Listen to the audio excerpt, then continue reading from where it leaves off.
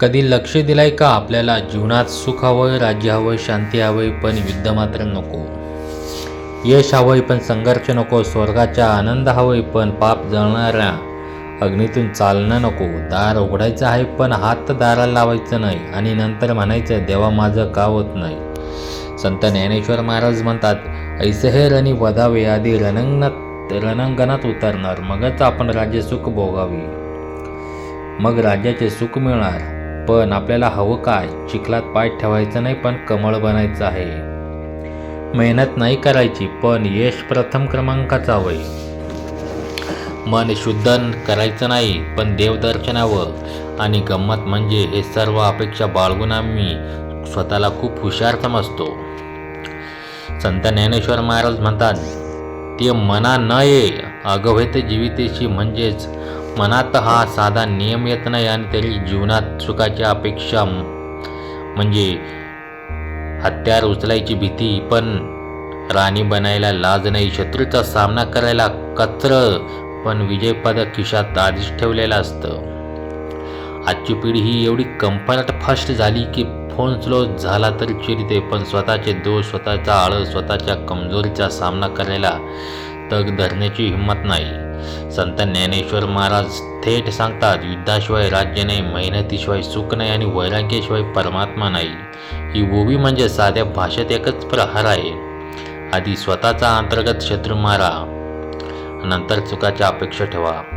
आजचा हा व्हिडिओ तुमच्यावरचा आरामाचा झोपडा फाडून टाकणार आहे. कारण ही ओवी फक्त वाचण्याची नाही, ही ओवी जगण्याची आहे.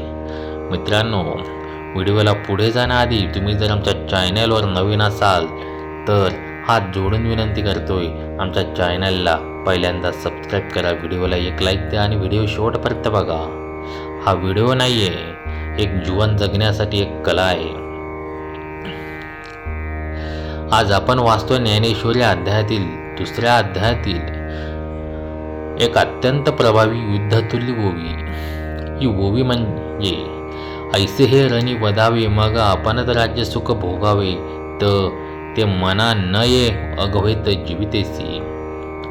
ही ओवी जरी रणांगणाची भाषा वापरते तरी हे युद्ध कुरुक्षेत्राचे नाही, ही आहे आतल्या कुरुक्षेत्राचे आपल्या.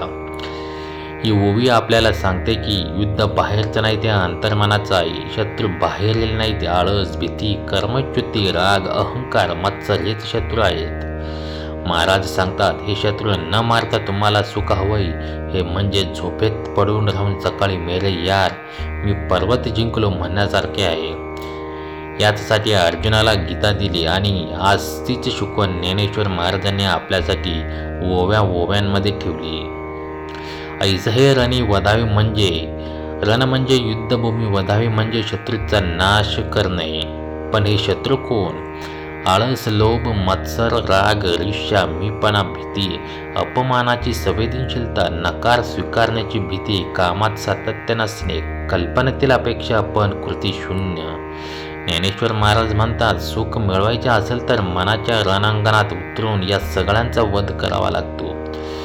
अर्जुन का घाबरत होता? कारण समोरचे शत्रू बाहेरचे नव्हते. शंका, दयाभाव, मोह, भीती हे त्याच्या अंतर्गत शत्रू होते. आपण आज कुठे आहोत? डाएट करायचं नाही पण चिप खायचं, अभ्यास करायचं नाही पण रील्स बघायचे, घर बदलायचे नाही पण आज नाही, नोकरी बदलायची भाषा वापरतो पण रिस्क घ्यायचे नाही, व्यवसाय करायचा पण अपयशाची भीती वाटते, अध्यात्म साधना करायची पण ध्यानाला बसलं की फोन वाजतो. आपण कोणत्या युद्धात हरतोय? मनाच्या युद्धात. म्हणून संत ज्ञानेश्वर महाराज म्हणतात, हे शत्रू एकदाच मारले पाहिजेत. हे शत्रू रोज जिंकतायत आणि तू रोज हरतोय. मग आपण राज्य सुख भोगावं. येथे राज्य म्हणजे शब्दांचा अर्थ पाळा. मनाचं राज्य, स्वतःवरचं राज्य, विचारांवरचं राज्य, परिस्थितींवरचं ताबा, जीवनातील स्थिरता, शांतता, आत्मविश्वास, सुख, समृद्धी, यश, ज्ञान, भक्ती. महाराज म्हणतात, योग्य युद्ध केले, योग्य शत्रू मारले तर जे राज्य मिळतं. आणि लक्षात ठेवा, हे राज्य कधीच विनामूल्य दिलं जात नाही. सुख कधीही मोफत मिळत नाही, शांतता कधीही दुसऱ्याने देत नाहीत, यश कधीच उगीच भेटत नाही. ते मनाई न य अगवेत. इथे माऊली म्हणतात, तितकं विचलित झाले की साधी वास्तविकताही त्याला समजत नाही. मनाला हवं असतं शॉर्टकट सुख, त्वरित सुख, तात्काळ परिणाम, जबाबदारी टाळणं, दोष दुसऱ्यांवर ढकलणं, स्वतःच्या कमजोरीकडे दुर्लक्ष. म्हणून ते म्हणतात साधा नियम मनात बसत नाही, आणि हा नियम जर बसला नाही तर साधना होत नाही, जीवन स्थिर होत नाही, यश मिळत नाही, भक्तीचा स्पर्श देखील होत नाही, आणि देवाचा अनुभव तर दूरच असतो. आता चौथा शब्द म्हणजे जीवितेशी. येथे जीवितेशी म्हणजे तू जगतोस पण जाणीव नाही, तू श्वास घेतोस पण उद्देश नाही, तू धावतोस पण दिशा नाही. म्हणजे याचे संपूर्ण जीवन अज्ञानात, असमजुतीत, गोंधळात जाते. तेव्हा माऊली इशारा देतात, हे जीवन वाया घालू नको, या अंतर्गत युद्धाशी लढ, अंतर्गत युद्धात लढ. ही ओवी आपल्याला सांगते, आतला शत्रू मार, मनातल्या आरशात बघ, संशयाला नष्ट कर, रागावर नियंत्रण ठेव, भीतीवर पाय ठेव, कर्मात सातत्य ठेव, मगच जीवनाचे राज्य मिळेल. सुख हवंय तर आधी मनाचे युद्ध जिंक. ज्ञानेश्वर महाराजांचा स्पष्ट संदेश. युद्धात टाळून यशाची अपेक्षा करणं म्हणजे मूर्खपणा. असत्याशी युद्ध केलं नाही तर ते सत्य कधी मिळत नाही. मन जिंकलं की जग जिंकले. तुमच्या जीवनाच्या रणांगण रिकामं पडलेलं आहे तर शत्रू दिसत नाही म्हणून ते नसतात असं काही नाही. ते मनाच्या अंधारात बसलेत. आजपासून प्रत्येक दिवस एक युद्ध, प्रत्येक प्रयत्न एक बाण, प्रत्येक साधना एक तलवार. आणि जेव्हा मनातील शत्रू पडतील तेव्हा राज्य तुमचं आहे. मित्रांनो, संत ज्ञानेश्वर महाराजांनी दिलेला हा संदेश जर तुम्हाला भिडला असेल तर आज एक काम करा. स्वतःच्या मनातील किमान एक शत्रू ओळखा आणि आळस, भीती, मत्सर, राग, दंभ, अहंकार की उद्यापासून असं म्हणणारी ती न संपणारी वाक्य आज ह्याच क्षणी ठरवा, मी हा शत्रू मी मारणारच.